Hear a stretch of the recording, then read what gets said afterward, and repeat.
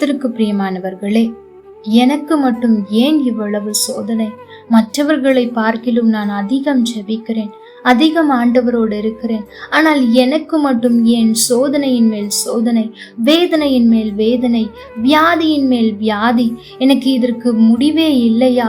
நான் எவ்வளவு தாங்க முடியும்? எனக்கு பலன் கூட இல்லையே, நான் என்ன செய்வது ஆண்டவரே என்று அங்கலாய்த்து கொண்டிருக்கிற எனக்கு பிரியமான தேவ பிள்ளைகளே, உங்களுக்குத்தான் ஆண்டவர் இன்றைக்கு அவருடைய வார்த்தையை கொடுக்க போகிறார். 1 கொரிந்தியர் 10:13 மனுஷருக்கு நேரிடுகிற சோதனையே அல்லாமல் வேறே சோதனை உங்களுக்கு நேரிடவில்லை. தேவன் உண்மை உள்ளவராயிருக்கிறார். உங்கள் திராணிக்கு மேலாக நீங்கள் சோதிக்கப்படுகிறதற்கு அவர் இடம் கொடாமல் சோதனையை தாங்கத்தக்கதாக சோதனையோடு கூட அதற்கு தப்பிக்கொள்ளும்படியான போக்கையும் உண்டாக்குகிறார். எனக்கு பிரியமான தேவ பிள்ளைகளே, ஒரு பிரச்சனை என்றால் அதற்கு ஒரு முடிவு இருக்கிறது. அது நாம் எல்லாரும் நன்கு அறிந்ததுதான். ஆனால் பிரச்சனை வரும்போதே கூட தப்பித்துக் கொள்வதற்கான போக்கையும் உண்டாக்கி அனுப்புகிறவரைத்தான் நீங்களும் நானும் ஆராதித்துக் கொண்டிருக்கிறோம். எனக்கு ஏன் இவ்வளவு பிரச்சனை?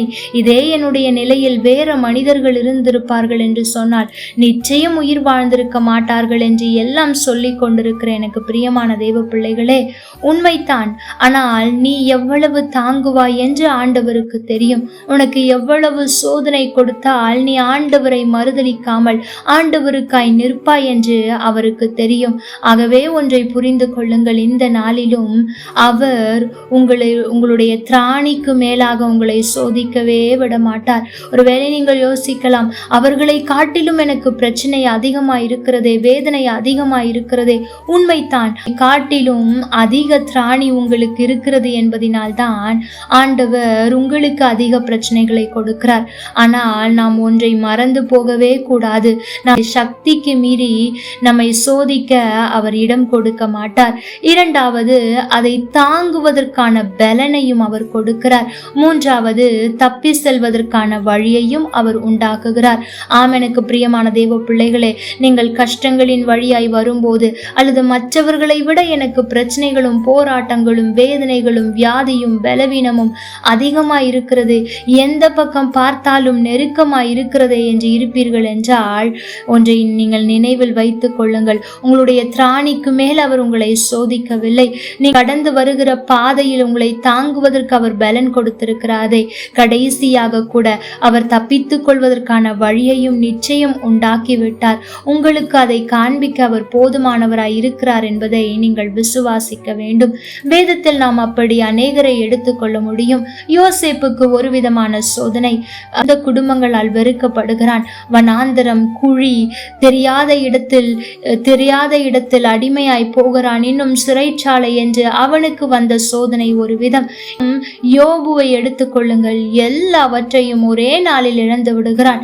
எதுவும் இல்லாமல் உருவானவனாய் இருந்திருந்தால் கூட பரவாயில்லை, அவன் எல்லாவற்றையும் உடைய சீமானாய் இருந்தான், ஆஸ்தி மிகுதியாய் இருந்தது என்று வேதம் சொல்லுகிறது. அப்படி இருக்கிற அவனுடைய வாழ்க்கையில் ஒரே நாளில் எல்லாம் இழந்து போனான்.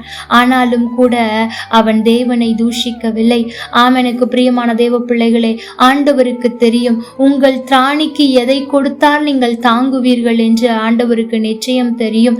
ஆகவே உங்களுடைய திராணிக்கு ஏற்றது போல்தான் அவர் பிரச்சனைகளையும் போராட்டங்களையும் அனுப்புவார். ஆனால் அதனுடைய முடிவு மகிமையாயிருக்கும். யோபுவுக்கு வந்த போராட்டம், அவன் சோதனை என்ன தெரியுமா? எல்லாவற்றையும் ஒரே நாளில் இழந்து போகிறார். அதை அவன் தாங்கி கொண்டான். பாருங்கள், மனைவி சொல்லுகிறாள், தேவனை தூஷித்து ஜீவனை விடும் என்று. இல்லை, அவரிடத்தில் நன்மையை பெற்று நான் தீமையும் பெற ஆயத்தம் என்று சொல்லுகிறான். இதே இந்த பிரச்சனை தாவீதுக்கு வந்திருந்தால் அவர் நின்றிருப்பாரா என்று தெரியவில்லை. தாவீது சந்தித்த கோலியாத்தை ஆண்டவர் யோபுவிற்கு முன்பாக கொண்டு வந்திருப்பார் என்று சொன்னால் யோபு சண்டையிடுவதற்கு தைரியமாய் சென்றிருப்பானா என்பது தெரியவில்லை. ஆனால் ஒன்று, யாருக்கு எந்த சோதனையை கொடுத்தால் அவர்கள் தாங்குவார்கள், தாக்கு பிடிப்பார்கள் என்று ஆண்டவருக்கு தெரியும். உன்னுடைய வாழ்க்கையில் இவ்வளவு பிரச்சனைகளை அனுமதிக்கிறார் என்றால் நீ தாக்கு பிடிக்கிறவள் என்று அவருக்கு தெரியும். உடனே நீங்கள் யோசிக்க கூடாது, தாக்கு பிடிப்பது தவறா? ஆண்டவர் எனக்கே கொடுக்கிறாரே என்று அவ்வளவு உங்களை சோதிக்கிறார் என்றால் ஆண்டவர் அவ்வளவு உங்களை பொன்னாக மகிழ செய்வது நிச்சயம். ஆகவே எதை குறித்தும் நீங்கள் சோர்ந்து போய் கலங்காதிருங்கள். கர்த்தர் நிச்சயமாய் உங்களோடு கூட இருப்பார். உங்களுடைய சோதனையை மாற்றி உங்கள் உதவி செய்து ஆண்டவர் நீங்கள் தப்பித்துக் கொள்வதற்கான வழியையும் உண்டாக்குவார். கர்த்தர் தாமே உங்களோடு கூட இருந்து உங்களை ஆசிர்வதிப்பாராக. ஆமென். லைக் பண்ணுங்க, ஷேர் பண்ணுங்க, கமெண்ட் பண்ணுங்க.